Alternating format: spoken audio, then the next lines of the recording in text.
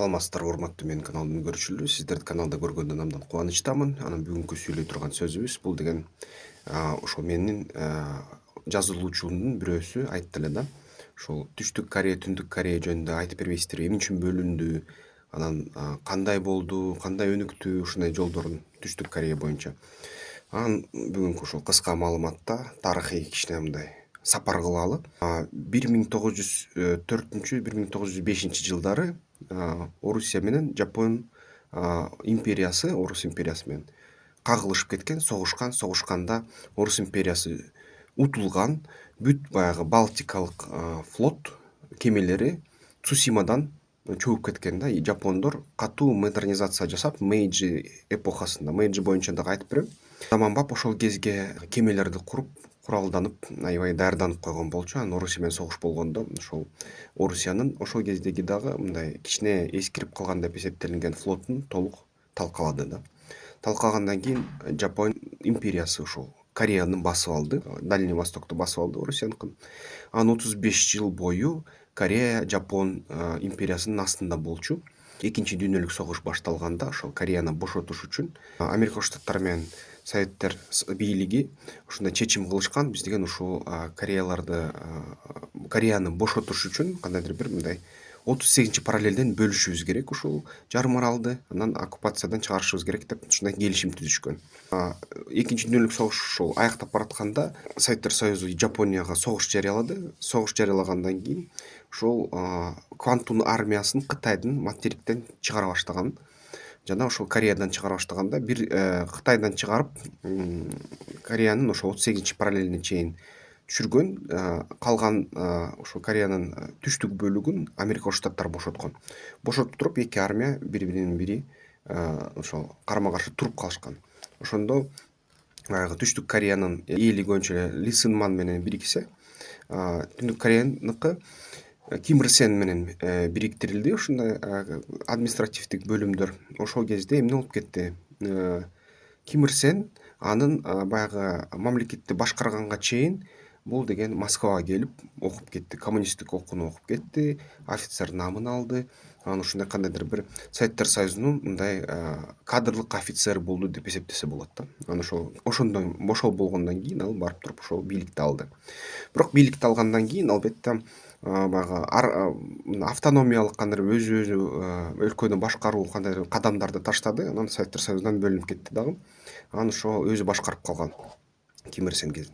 Анан билесиңер, ошо көп деле башчылар алмашкан жок. Түндүк Кореянын 38 параллелде токтогондон кийин Корея согушу башталат да. Корея согушу башталганда бул согуш аябай мындай кызуу болот. Түндүк Корея менен Түштүк Корея биригебиз деп Түндүк Кореяны баягы Советтер Союзунун жардамы менен бириктиргенге аракет кылышат Түштүк Кореяны. Анан ошол кезден аябай катуу мындай согушчул аракеттер болуп кетет. Негизи Пак Чон Хе генерал болуп, Түштүк Корея тараптан кийин ушул согуштан кийин ал согуш учурунда болсо эки эл тең бири-бирине карама-каршы көрсөтүлөт. Анткени Америка администрациясы мисалы үчүн ушул антикоммунисттик кандайдыр бир ой пикирде болгон күчтөрдү топтогон болчу Түштүк Кореяда. Советтер Союзу болсо антикапиталисттик күчтөрдү, ошол социалисттерди, коммунисттерди топтогон болчу Түндүк Кореяда. Анан токтоп туруп бири-бири менен атаандашта болуп, баягы кансыз согуш башталып, муздак согуш башталды. Советтер Союзу менен Америка Коңшу Штаттары ортосунда жана бүт батыш дүйнө менен ортосунда. Анан ошол негизи эки тарап тең, эки Кореяга тең, эки бөлүнгөн Кореянын элдерине аябай көп курал бөлүштүрүшкөн. Ошол курал бөлүштүрүп туруп, биринчи тапта ошол Түндүк Корея жеңе баштап туруп, ошол 38 параллелден өтөйүн дегенде, 38 параллелге Америка Коңшу Штаттары күч колдонуп, Түндүк Кореянын күчтөрүн токтоткон. Ошол согуш кошумча дагы 3 миллион кишинин жанын алып койгон дагы. Жана ошол алгандан кийин акыркы ошо Советтер Союзу менен АКШнын оюнунун негизинде ошол кездеги 45 жылдагы коюлган документтердин негизинде ушул эле эки өлкө карама-каршы туруп калган да. Анан ошондон кийин эң кызыктуу нерсеси башталды. Бул деген практикалык жүздө экономика тарабынан кайсы система жакшы иштейт экен деген таймаш башталды. Ошо согуш бүткөндөн кийин Кореядагы бул жерден баягы Америка Коңшу Штаттары план Маршалл планын ачып, ушул Европа өлкөлөрүнө, Германияга, баягы Германиянын кайра калыбына келтириш үчүн 10 миллиард долларга чейин кетирип, кайсы бир ошол Маршаллдын планы боюнча кетирилген акчанын бөлүгүн Жапонияга, Кореяга жумушады да. Ушул жерге өзүнчө азиялык Маршалл планы болгон. Ал азиялык Маршалл планынын эң негизги бул багыты бул деген жаңы технологияларга инвестиция кылуу, жеке ишкерликти өнүктүрүү, корпорацияларды түзүп туруп, аларга баягы жумуш берүү, аларды нукка тургузуу, ушундай болчу да. Анын эң негизгиси түшүнүш керек, Жапония өзүнүн ресурстары жок болгондуктан Кореяны басып алганда, Кореяны аябай өзүнүн мындай өндүрүштүк база катары колдонгон дагы. Түндүк Кореяда эң негизги өндүрүштөрдү жайгаштырган. Ал эми Түштүк Кореядан сырье ресурстарды алып, бияктан баягы багбанчылык, айыл чарбачылыкты өнүктүргөн.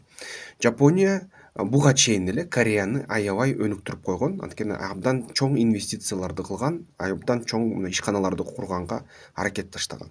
Анан ошонун аркасынан албетте баягы Түндүк Корея көтөрүлө баштады. Индустриялык кандайдыр бир мындай базасы Жапония куруп кеткендиктен биринчи убакыттары, биринчи жылдары, ошол 50-70 жылдары Түндүк Корея лидерликте болгон да. Аякта элдер байыраак болгон, алар көп машина чыгарышкан, ар кандай баягы айыл чарбачылыкка. Анын өз күчүн, Советтер Союзунун акчасы менен өз күчүнө аябай ишенип, ушул Түндүк Кореянын эли лидерлери Ким Ир Сен, Ким Чен Ир, Ким Чен Ун азыркы баягы тукумдары советтик жардам менен Жапониянын индустриалдык базасына таянып, аябай катуу экономикалык өсүштү көрсөтүшкөн. Ошого бир кездерде америкалык экономисттер баягы Америкада суктанышканда, карагылачы, Советтер Союзун укмуш экен, жумушсуздук жок, баары жакшы, ушундай болушубуз керек деген китептерди да жазганга үлгүргөн. Анан Түштүк Корея болсо баягы жеңил өнөр жайды өнүктүрүп, айыл чарбачылыкты өнүктүрүп, анан акырындан баягы Америка Штаттарда өндүрүшчүлөр Түштүк Кореядан арзан эмгек күчтөрүн байкап, акырындап алар жака өзүнүн өндүрүштөрүн өткөрүшө баштайт, жайгаштыра баштайт. Ошол өндүрүштөрдүн эсебинен Түштүк Кореяда анан катуу мындай индустриялык өнүгүү болуп кетет. Анан эң кызыктуусу, бүгүн ошол Түндүк Кореяда Советтер Союзунун кандайдыр бир деңгээлине жетип туруп токтоп калды өнүгүү бир кездерде. Түштүк Кореядыкы болсо өнүгүү токтобой эле улам көтөрүлүп эле кетип баратат. Аякта деле мисалы үчүн ушул капиталисттик диктатура түзүлгөн. Пак Чон Хи генерал мындай башкаруусунун астында алар деген аябай элди кекеткенин окуткон. Биринчи жанагы бутка туруунун астында Америка Штаттарынын финансылык институттары толук ушул Кореяны, Түштүк Кореяны кол астына басып алышкан, кредиттерди бергенге мүмкүнчүлүк бербей, жергиликтүү банктарды жапканга ушундай кандайдыр үндөп, аябай катуу күчкө салып, баарын башкарабыз, баарын ээлейбиз деп америкалык ишкерлер куураткан Түштүк Кореяларды. Бирок ошону менен бирге Түштүк Корея өзүнүн дагы суверендүү мындай укугун колдонуп, аргументтерге түшүп, мындай өзүнүн кызыкчылыгын коргоп, улуттук кызыкчылыгын коргоп, акырында финансылык системасын сактаган дагы. Кайсы бир чоң деңгээлде америкалык компанияларга баш ийсе дагы өзүнүн дагы баягы акчасын чыгарган да. Америкалыктар айтканда, же силер акчаны аласыңар бизден, анан багынасыңар, же болбосо өзүңөр да акча чыгарасыңар деп. Анан Кореялар күчтөнүп, мисалы үчүн Түштүк Кореяда корейлер, алар деген бир кезде ушул өзүнүн алтын бүт баарын баягы чыгарып туруп, кризис учурунда финансылык системага өзүлөрү колдоого кадам ташташкан. Ошону көрүп туруп америкалыктар, мисалы үчүн ишкерлер, анда эгерде акча бөлө алсаңар, анда силердин укугуңар биздики менен тең деп туруп, ушундай кандайдыр бир жакшы шарттарда иш алып бара башташкан. Анткени алар үчүн рискти тең бөлүштүрүү аябай маанилүү болчу. Ошентип атып, Корея өзүнүн характерин көрсөтүп атып, корейлер өжөр эл, аябай мындай укмуштуудай окуйт. Мен өзүм деле иштеп көрдүм ушул Түштүк Кореялыктар менен. Бир четинен алар дагы аябай мындай ырайымсыз эл деп айтса болот. Алар өзүнүн улутчулдук бар, азиялык улутчулдугу. Анан албетте башка элдер аларга мындай тең эмес деп эсептешет өзүлөрү. Ошон үчүн алардын кандайдыр бир мындай ырайымсыздыгы бар да, кичине мындай адамгерчиликсиздиги бар. Бирок ошону менен бирге өлөрчү иштетет, бирок ошону менен бирге жакшы жыйынтыктарга жеткенге жардам беришет да ушундай кишилер. Анан ошол талыкпас эмгек менен 20 сааттык баягы жумуштук күн менен жана ошол Америкалык Кошмо Штаттардын аябай мындай катуу мындай ырайымсыз компаниялар менен мындай түзмө түз кагылышуунун эсебинен, алар менен мындай атаандашуунун эсебинен Түштүк Корея өжөрлөнүп өсүп баштады да. Өсүп баштап туруп акырындап демократиялык принциптерге өтө баштады. Эң кызыктуу нерсеси, инновация өнүгүш үчүн демократиялык принциптер керек экен. Анткени мисалы үчүн эгерде сенде мындай жеке кызыкчылыгың болсо, мен деген өзүм байыйм, үй бүлөм жыргасын, мен деген бирдемке жазсам ошонун үжүрүн, ошонун натыйжасын мен көрүшүм керек дегенде, демократиялык системада ал бул нерсеге жол берет да. Анан ошонун аркасынан анан баягы байый баштайсың да, иштейсиң, премия аласың, кандайдыр акча аласың, албетте мындай көтөрүлөсүң да. Анан албетте баягы кризис болгондо, финансылык кризис болгондо жана жергиликтүү баалар, инфляция өсүп кеткенде, бул деген тынымсыз мындай акчанын артынан чуркагандыкка айланат. Бирок ансыз деле болбойт, анткени акчаны таап алсаң, анан бир калыпта боло берсе баары, анда өнүкпөй каласың, анан өлкөнүн ичинен ыдыроолор башталат да. Ошон үчүн аналарды алдын алуу үчүн, анан элди алдыга акчанын артынан тынымбас өмүр бою чуркатуу үчүн ушул инфляция ишке киргизилген да. Инфляция бул өзү табигый нерсе, бирок аны мамлекеттер күчөткөнгө мүмкүнчүлүктөрү, аспаптары бар. Түндүк Корея болсо ошол 70-жылдарда такалып калып, андан ошол жаңы заманбап 2000-жылдарга экономика келгенде эчтеке кыла албай, ошондо жаңы заманга талабына жооп бере албай, аябай кыйналды.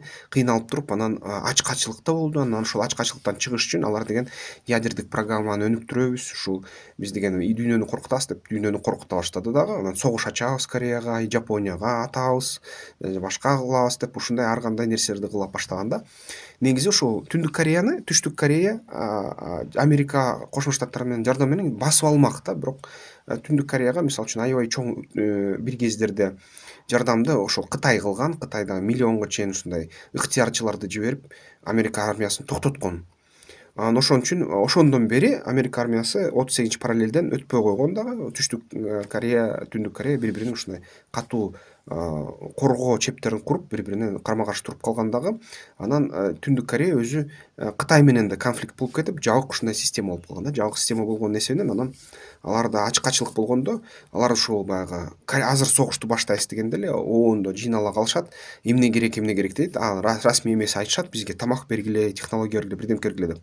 Кореяга берет ООН, же болбосо башка өлкөлөр, же Түштүк Корея кайсы бир келишим менен жардам берет. Анан ошо менен курсагын тойгузуп, бир аз элита Түндүк Кореяныкын тынчып калат да. Ушинтип жүрүп, акырында бүгүнкү жаңы заман келгенде, Түндүк Корея Кытай байып баштаганда, алар менен интеграция кылынып, кичине өзүнүн чек араларын ачып, кичине мамлекеттик ишканаларды уюштуруп, мамлекеттик ишканалардын аркасы менен дүйнө менен иштеп, акырындап өзүнүн жумуш күчүн экспортко сатып, Түндүк Кореядагы акырындап акчаны киргизе баштады да. Анан азыр анда кандайдыр бир кайра ошол ачкачылык жеңилип, акча кире баштап, алар деген кошумча акча таап, бүгүнкү күнү ошол Орусия менен Украина ортосундагы согуштан пайдаланып, ошол жерден баягы Орусиядан атайын ядердик технологияларды алып, бүгүнкү күнү чалгын аналитикалык ресурстардын аналитиктердин, серепчилердин айтуусу боюнча, Түндүк Кореяда дагы ошол ядролук курал, өзөктүк курал пайда болду да. Анан ошол менен Түндүк Корея мындан ары дагы ошол коркутуп, үркүтүп, баягы өзүнүн саясатын жүргүзө алат. Бир нече жолу Түндүк Корея менен Түштүк Корея биригебиз деген ойдо болушкан, бирок баягы чынын айтса, Түндүк Кореяда ушунча көп маселе бар, ушунча баягы зомбиленген, коммунизмге көнүп калган адамдар бар. Алардын менталитети Түштүк Кореялык элге жакпай жатат. Түштүк Кореяда мисалы үчүн эгерде Кореялар бириксе, анда ошол Түндүк Кореядан келгиндер бүт жумушту өзүнө алып алат. Анан кымбатчылык өсүп кетет. Анан экономика кризис болот, кыйналабыз, кедей болуп кетебиз, мамлекетибиздин социалдык программалары аткарылбай калат деп алар коркушат да, Түштүк Кореялыктар. Ошон үчүн биригүүдөн дагы Түштүк Кореялар өзүлөрү каалашпайт. Түндүк Кореялар дагы каалашпайт, анткени Түндүк Кореялардын оюнда баягы бул капиталисттер, буларды жок кылыш керек, буларды баягы майын чыгарыш керек, кустуруш керек деген ойлор бар да. Албетте баягы майын чыгарыш керек деген сөз Түштүк Кореяларга дагы жакпайт.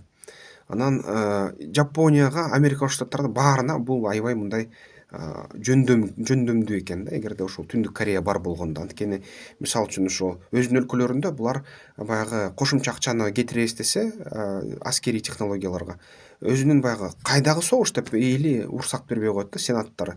А бирок атиякта Түндүк Корея бар, азыр бизге кол салат дегенде, анан сенаттары айтат да, а мейли анда акчаны кетиргиле деп. Анан чоң корпорациялар, согушчул корпорациялар ошол инвестиция кылып, акчаны коротуп, ушундай ишти алып бара баштайт. Ошон үчүн бул нерсе Түндүк Кореянын өзүнүн болушу ошол Америка Кошмо Штаттарына жана башка тегеректеги өлкөлөргө, Жапонияга, Түштүк Кореяга бул абдан кызыктуу, керектүү нерсе экен да. Ошон үчүн ушул абал эмгичекте сакталып келатат. Бүгүнкү күнү ушул 100 жылга жакындап бараткан мөөнөттүн ичинде бир эл, бирок эки система, КНДР менен ушул Түштүк Корея, эки эл менталитети толук бөлүнүп кетти. Эми эгерде буларды бириктирсе, дагы 200 жыл керек булар биригип бир эл болуп бышканга. Азыр болсо бул таптакыр эки башка эл болуп кетти, эки башка улут болуп кетти. Анан албетте бул да чоң маселе да. Ал эми баягы Кыргызстанда Түндүк Кореялыктар да, Түштүк Кореялыктар да бар. Алар дагы айырмаланат. Түштүк Кореялыктар байыраак болушат, христиан болушат. Түндүк Кореялыктар бул биздин жергиликтүү кореялыктар. Бул деген көп учурунда анын кескин бөлүгү бул деген Харбинден көчүп келген, баягы Жапонияны кууп баштаганда баягы кореяларга кошулуп кетпесин деп Сталин коркуп, аларды ушул Орто Азияга депортация кылган, ушул корейлер да. Алардын бүгүнкү күнү Түндүк Кореяга түзмө түз эч кандай байланышы жок. Ушундай. Эгерде сурооңуздар болсо, комментарийлерге жазгыла. Эмки видеолордон көрүшкөнчө.